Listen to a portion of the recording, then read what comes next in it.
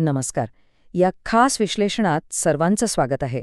आज आपण भारताच्या सर्वोच्च नियमावलीबद्दल जाणून घेणार आहोत. चला तर मग अजिबात वेळ न घालवता थेट विषयाला सुरुवात करूया. दिल्लीतल्या जानेवारीच्या त्या थंडगार सकाळची आणि प्रजासत्ताक दिनाच्या त्या भव्य सोहळ्याची आठवण करून देऊया.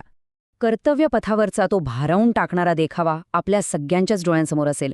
ते अगदी शिस्तीत चालणारे भव्य मार्चिंग बँड, रंगीबेरंगी चित्ररथ आणि डौलाने फडकणारा आपला तिरंगा, हे सगळं पाहताना अंगावर काटा येतोच ना.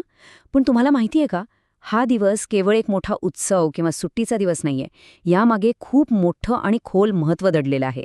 याच दिवशी म्हणजे 26 जानेवारी 1950 रोजी भारताचं स्वतःचं असं संविधान अधिकृतपणे लागू झालं होतं. आणि म्हणूनच आपण हा प्रजासत्ताक दिन एवढ्या थाटामाटात साजरा करतो. आता एक साधा विचार करून बघा.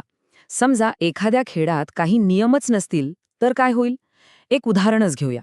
समजा शाळेचा राज्यस्तरीय कबड्डीचा फायनल सामना सुरू आहे. सगळीकडे प्रचंड उत्कंठा आहे आणि अचानक तिथे एक मोठा वाद निर्माण होतो. एका खेळाडूला आऊट दिलं जातं, पण समोरचा संघ ते मानायलाच तयार नसतो. अशा वेळी तो गोंधळ कसा मिटवला जातो?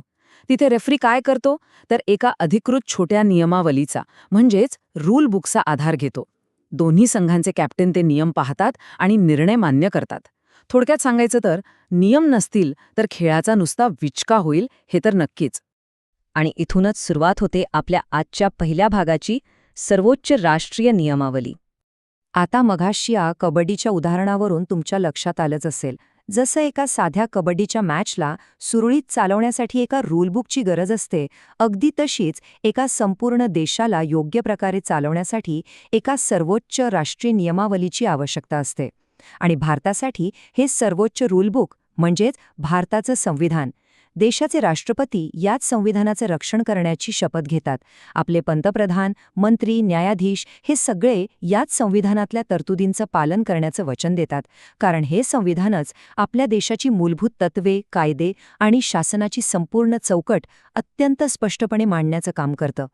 एक अतिशय रंजक गोष्ट सांगतो.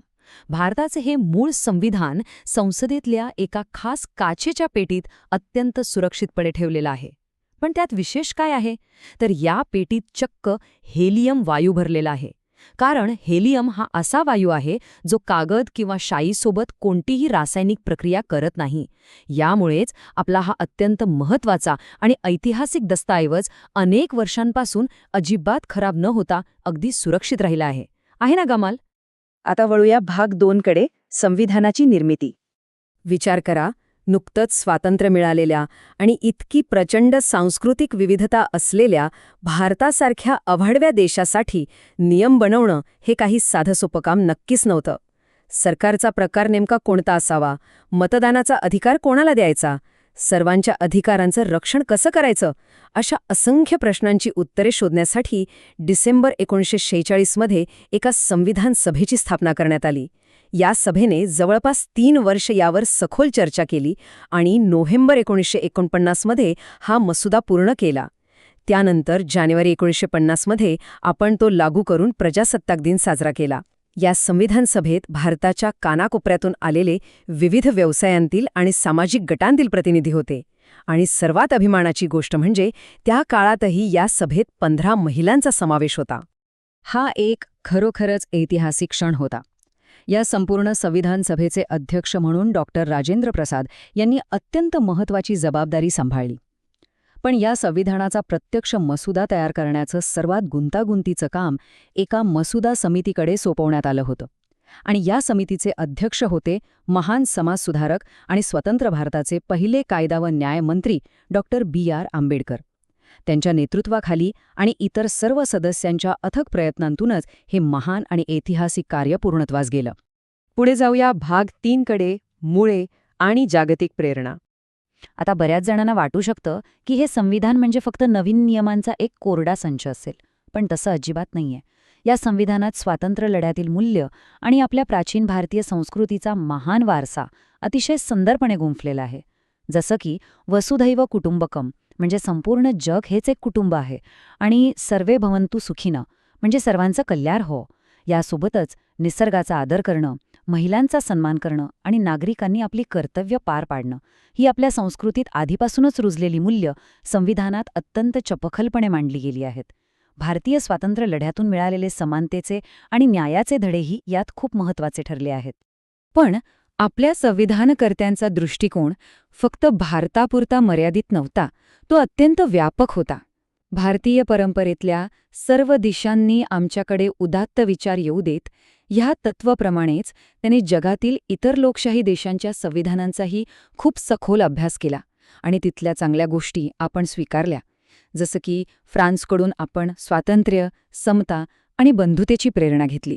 अमेरिकेच्या संविधानाकडून स्वतंत्र न्याय व्यवस्थेची अतिशय महत्त्वाची संकल्पना घेतली.